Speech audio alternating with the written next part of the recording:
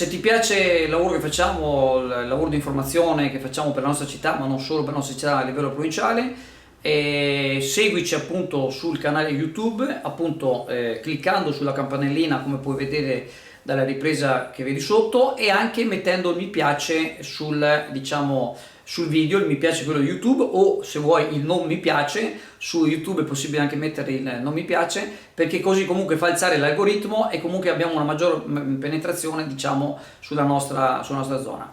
Se lo fai ti ringrazio, ciao, e grazie ancora che siete sempre con noi. Ciao. Dovrà aspettare ancora fino alla tarda serata di lunedì la città di Chioggia per veder convertito anche alla Camera dei Deputati il decreto agosto, che all'articolo 95 contiene le norme vocate a bloccare la messa in funzione del deposito di GPL in Val d'Ario. Nella seduta odierna delle ore 11, infatti, il ministro per i rapporti con il Parlamento Federico D'Incà, a nome del governo, ha posto la questione di fiducia relativa al testo in approvazione. La conferenza dei capigruppo, opportunamente riunitasi nel primo pomeriggio per stabilire il nuovo calendario, ha deliberato di riprendere i lavori dopo il weekend e quindi lunedì. È stata poi la vicepresidente della Camera, Maria Edera Spadoni, a comunicare, attorno alle ore 15:30 di oggi, che la nuova convocazione è stata fissata lunedì alle ore 12, con voto finale alle 19 e conclusione in serata. Il provvedimento è stato già approvato al Senato, quindi il passaggio a Montecitorio assicurerà la sua conversione in legge, senza sorprese per i no GPL, salvo il futuro ricorso che Costa Bioenergia avanzerà, ravvisando anche profili di incostituzionalità nella norma. Il decreto agosto istituisce anche l'Autorità per la Laguna di Venezia che amministrerà il Mose.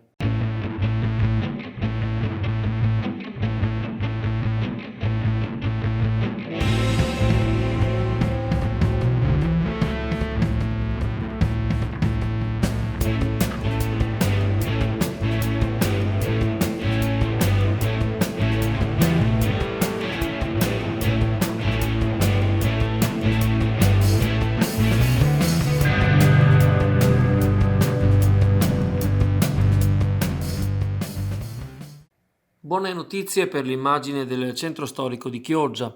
Atteso a metà luglio, entro la serata odierna avrà luogo lo smantellamento della gru di servizio al restauro di Palazzo Granaio, installata ormai anni fa e che dovrebbe aver esaurito il proprio compito con il rifacimento strutturale del tetto.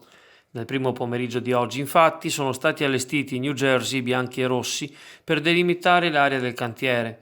L'intervento restituirà in pristino un magnifico angolo centrale di Corso del Popolo, mentre continueranno i lavori all'interno del palazzo trecentesco, destinato forse a diventare pinacoteca.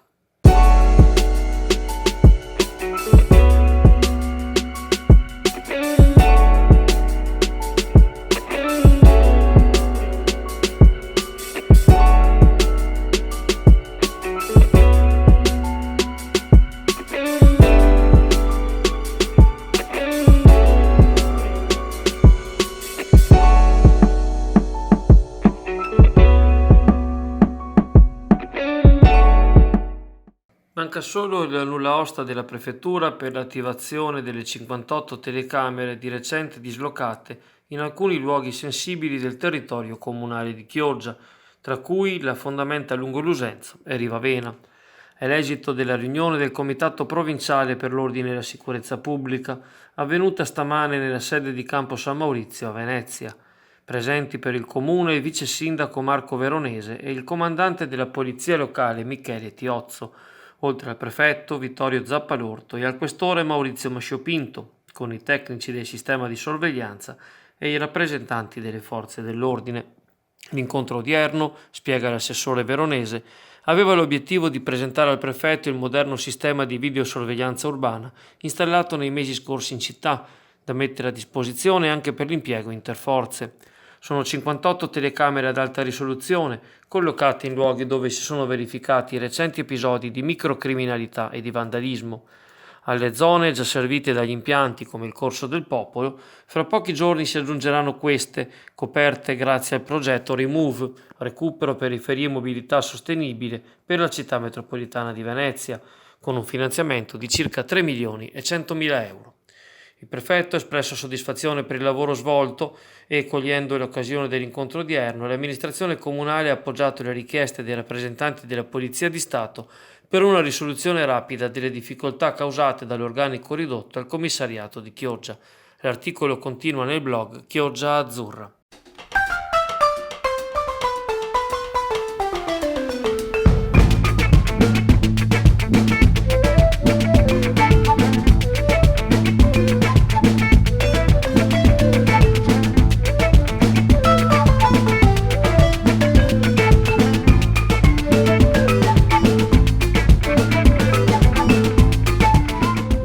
Da un paio di giorni Erika Baldin è tornata virtualmente a occupare uno degli scranni del prossimo Consiglio regionale veneto, a Palazzo Ferrofini, e in attesa della prima convocazione, entro il 16 ottobre, scambia alcune idee in collegamento video con Chioggia Azzurra.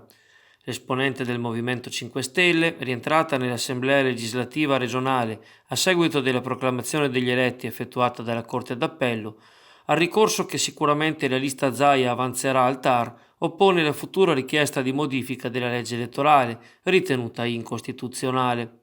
Nel rivendicare i risultati ottenuti per la città e nel riprendere in mano i progetti lasciati cadere con la fine della precedente legislatura, Baldin si è detta disponibile a lavorare per Chioggia assieme ai colleghi neoeletti Marco Dolfin della Lega e Jonathan Montanariello del Partito Democratico, a patto di riscontrare analoga disponibilità.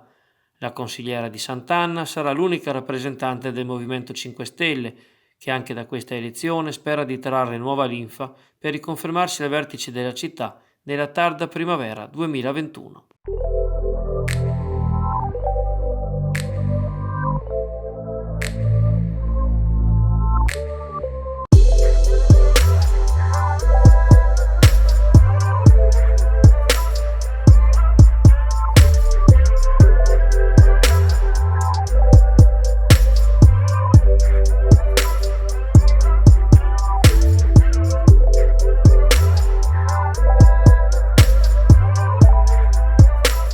Il comune di Chioggia ha i vertici fra gli enti pubblici riguardo ai tempi di pagamento dei propri debiti nei confronti delle imprese fornitrici.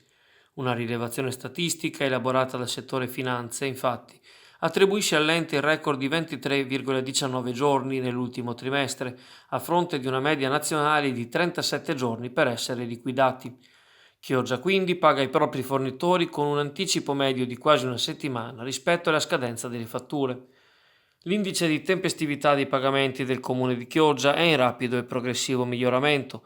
Nel 2018 le spettanze venivano pagate in 41,4 giorni, nel 2019 in 37,07 giorni, a testimonianza della maggiore efficienza di tutte le articolazioni dell'istituzione, la quale confida di confermare il trend virtuoso nei periodi a venire.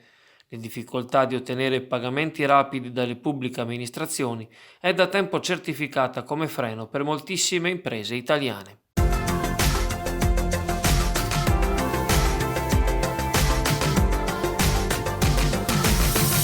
Una partita bulica e svogliata da parte dell'Union Clodiense consegna i 3 punti al Delta Porto Tolle e segna la prima battuta d'arresto stagionale per la squadra granata. Gli uomini di Mario Vittadello sono passati in svantaggio al terzo minuto per un colpo di testa di Mboup su calcio d'angolo. Il centrale senegalese salta più in alto di Cuomo, forse ostacolato alle spalle e con un ginocchio, e insacca. La reazione lagunare partorisce 3 occasioni, ma di 8 viene contratto dallo stopper Moretti. Gertù tira fil di palo ma si supera Mascolo. Ancora il portiere Polesano vola a deviare in corner un pallonetto di testa di Ballarin. Nella ripresa Raimondi chiude la partita rubando palla allo stesso capitano Chioggiotto e segnando in diagonale alle spalle di Amatori. Nessuna scossa da parte ospite, nel finale anzi è il Delta ad andare vicino al 3-0 con Minella, al quale si oppone il portiere. Giornata da dimenticare presto in vista dell'impegno di domenica allo stadio Ballarin contro l'Este dell'ex allenatore clodiense Massimiliano De Mozzi, che annovera tra le sue file il goleador Marco Farinazzo, pure ex della partita, particolarmente in forma dall'inizio del torneo. I Granata non riescono quindi a passare sul terreno dello stadio Umberto Cavallari per il 4º anno consecutivo.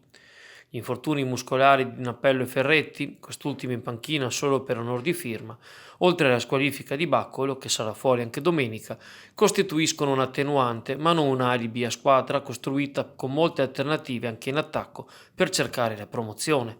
Madiotto ha confermato anche ieri di essere a suo agio nella versione di rifinitori in profondità, ma è stato il nucleo storico per una volta a tradire. Si è salvato solo Porcino, buono nella ripresa il piglio del giovane Stalla.